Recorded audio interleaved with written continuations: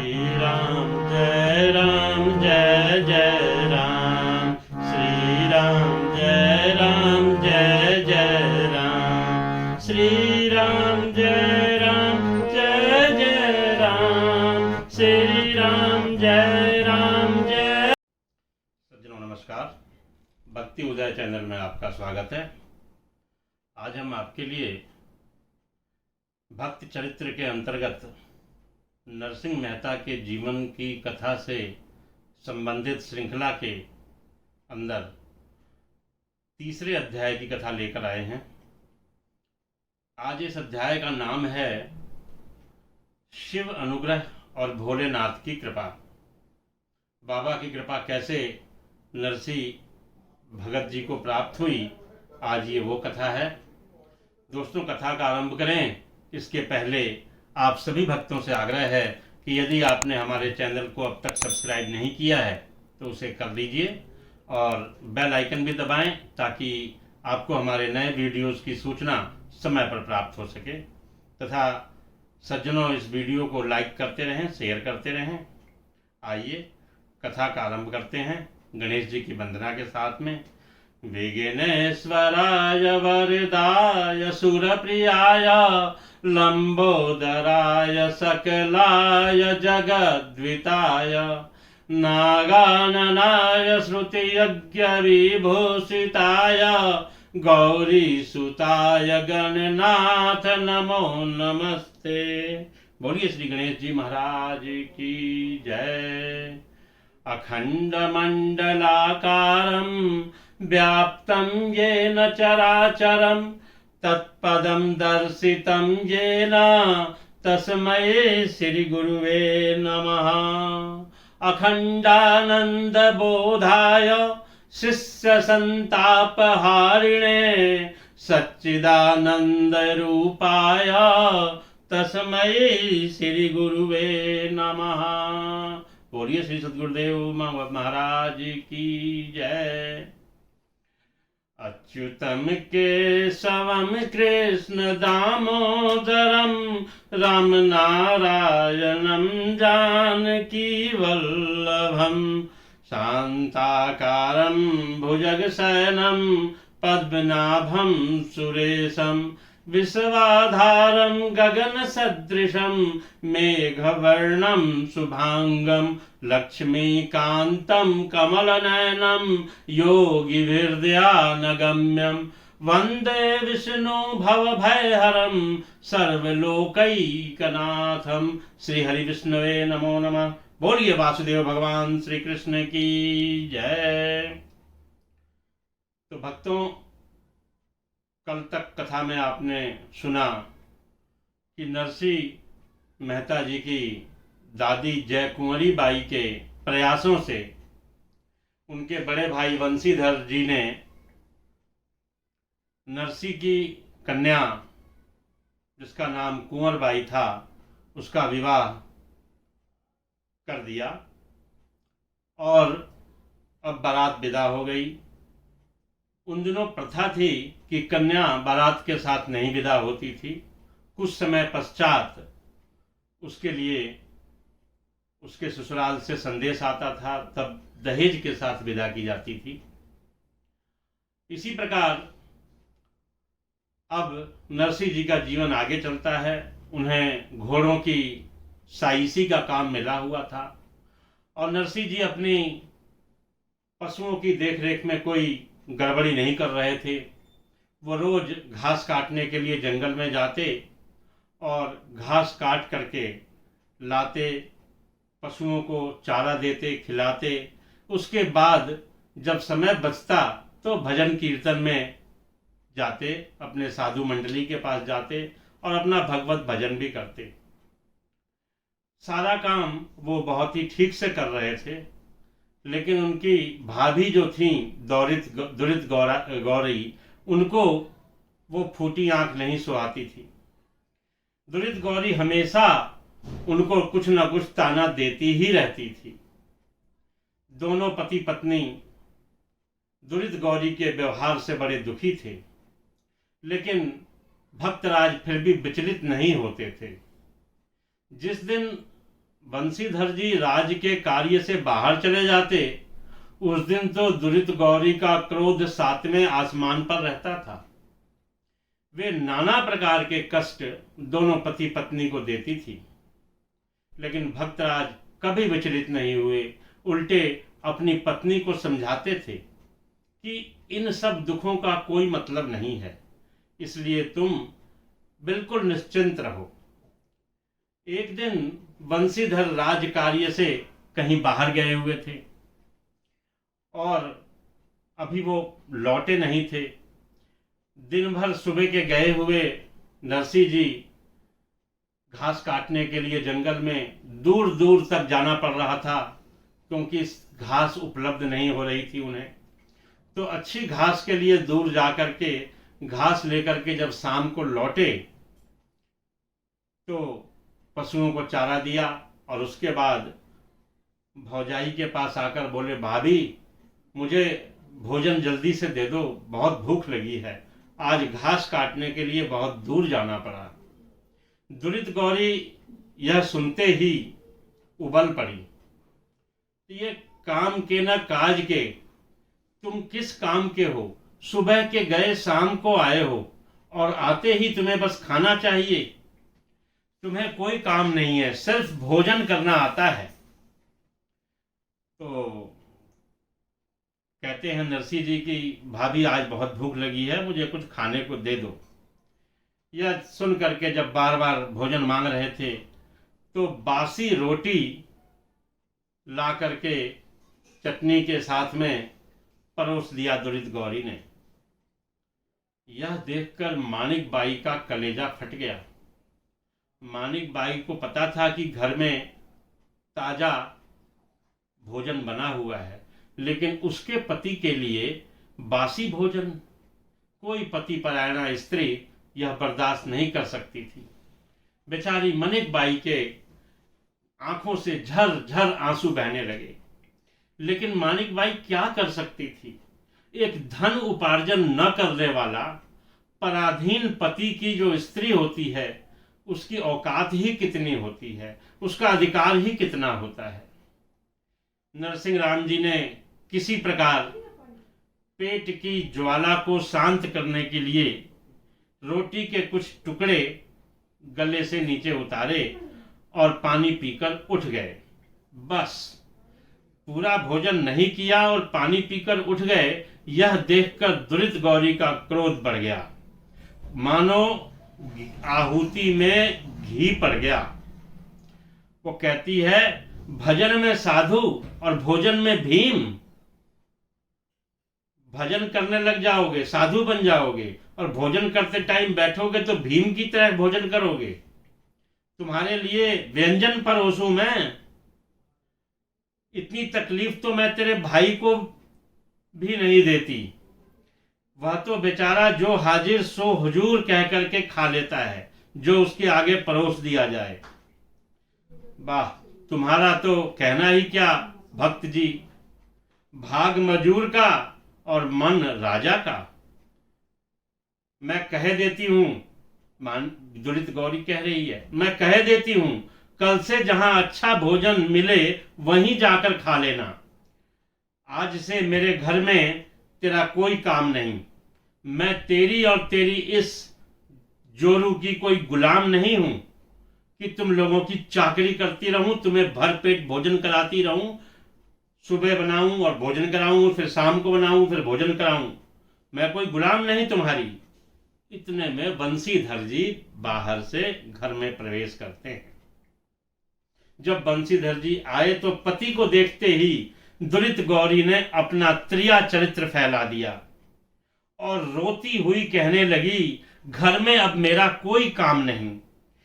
इस भगत और भगतानी को ही लेकर खुशी से रहो।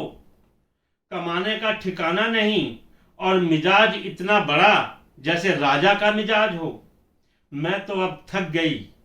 अब बस इस घर में या तो मैं नहीं या नरसिंह नहीं।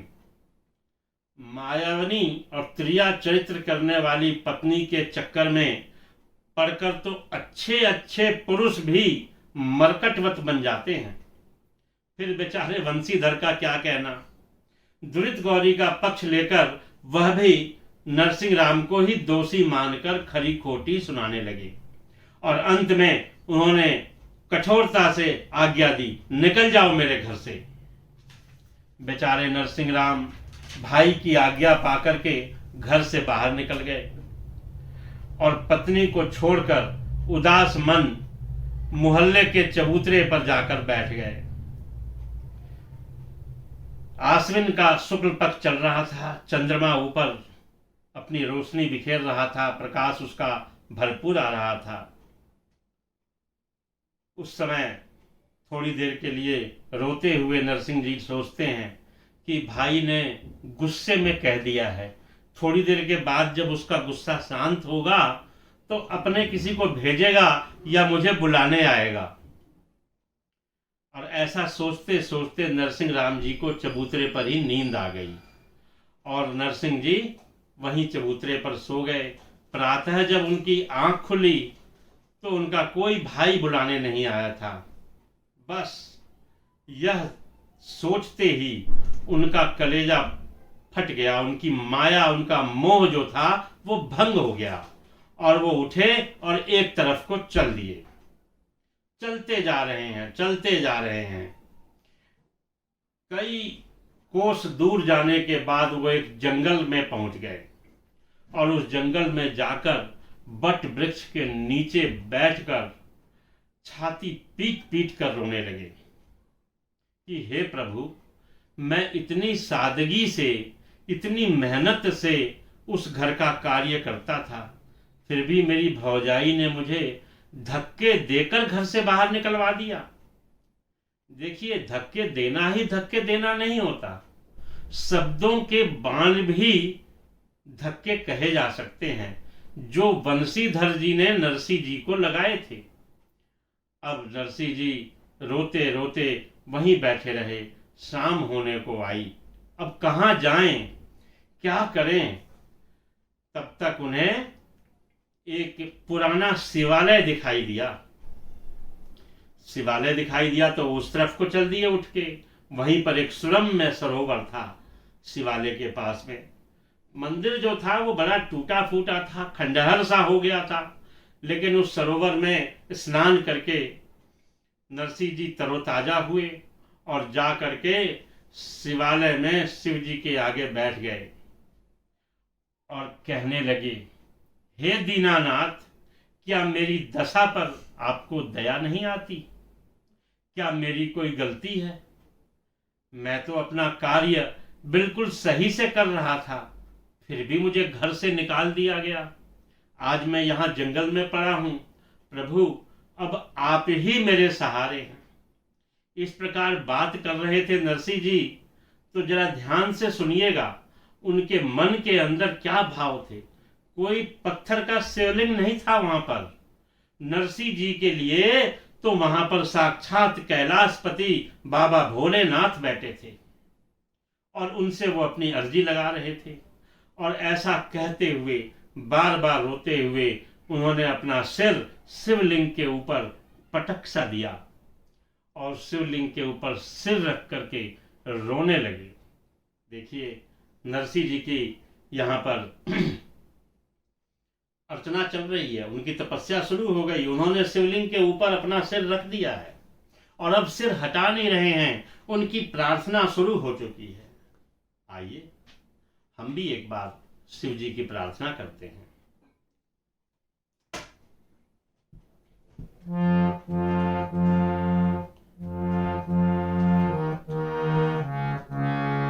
शंकर तेरी जटा से बहती है गंगधारा, बाबा तेरी जटा से बहती है गंगधारा।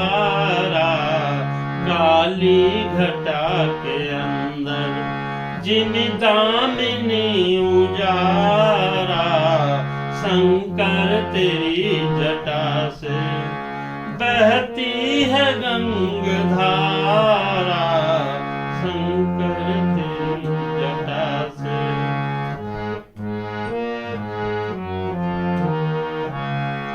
गले मुंड मांग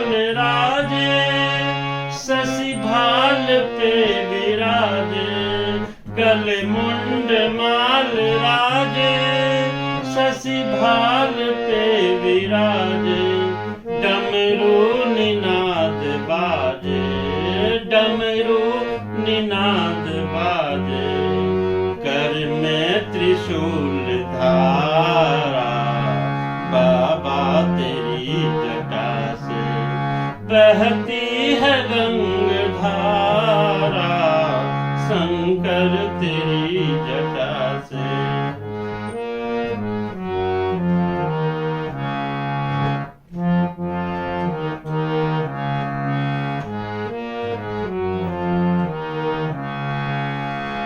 मृग चरम वसन धारी, वृषराज पे सवारी, मृग चरम वसन धारी, वृषराज पे सवारी, निज भक्त दुख हारी, निज भक्त दुख हारी, कैलाश में विराजा, बाबा तेरी जटा से बहती है गंग धारा, शंकर तेरी जटा से बहती है गंग धारा।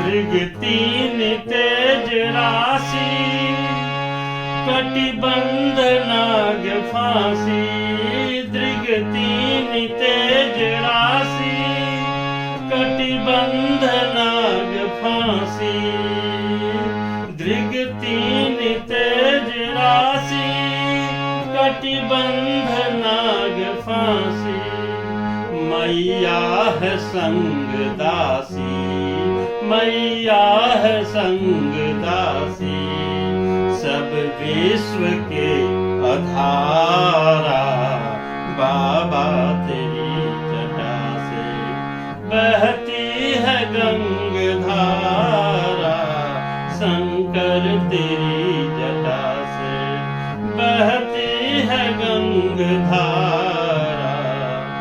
शिव नाम जो उचारे, शिव नाम जो उचारे, सब पाप दोष टारे, शिव नाम जो उचारे, सब पाप दोष टारे, ब्रह्मानंद ना बिसारे, ब्रह्मानंद ना बिसारे, भव सिंधु पार तारा, काली घटा के अंदर जिमि दामिनी उजारा, काली घटा के अंदर जिमि दामिनी उजारा, शंकर तेरी जटा से।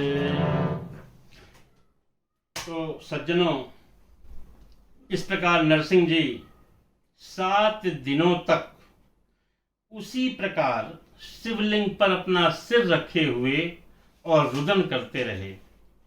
पहले दिन रात को कुछ जंगली जानवर उधर मंदिर में आए सोने के लिए, लेकिन उन्होंने देखा कि मनुष्य है तो वो जंगली जानवर वहां से चले गए। जंगली जानवर वहां कभी नहीं रहते सज्जनों, जहां मनुष्य रहता है तो जंगली जानवर अपना रास्ता देख लिए।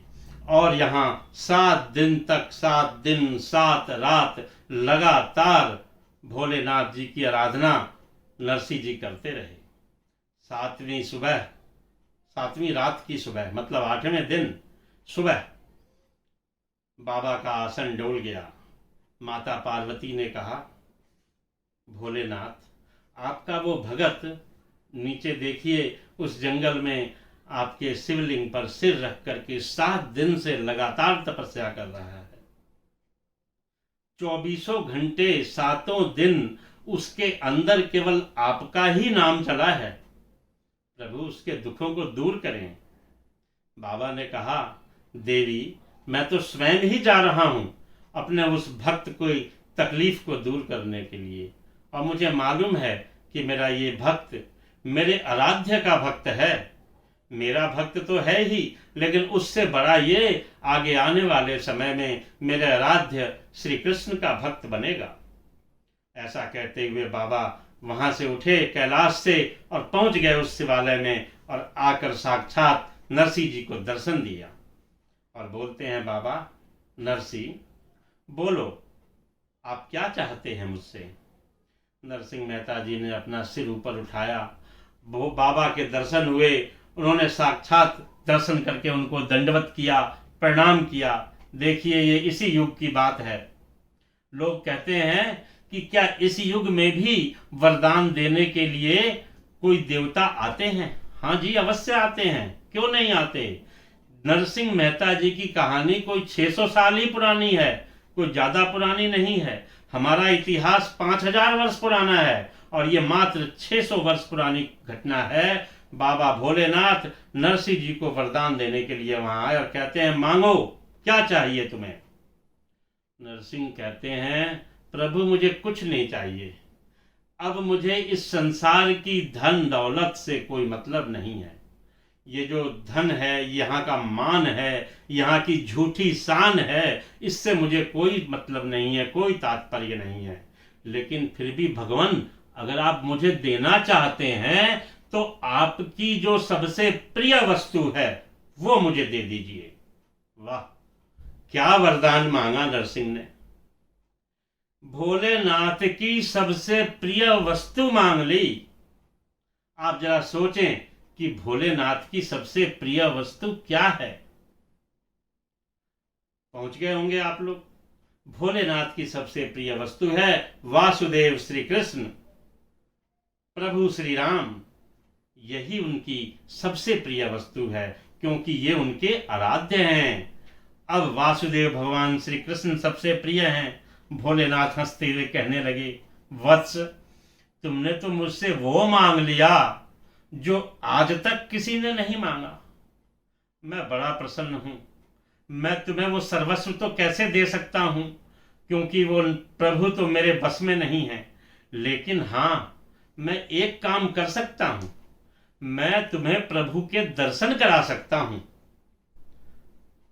तो नरसिंह जी ने कहा, प्रभु वही करा दीजिए।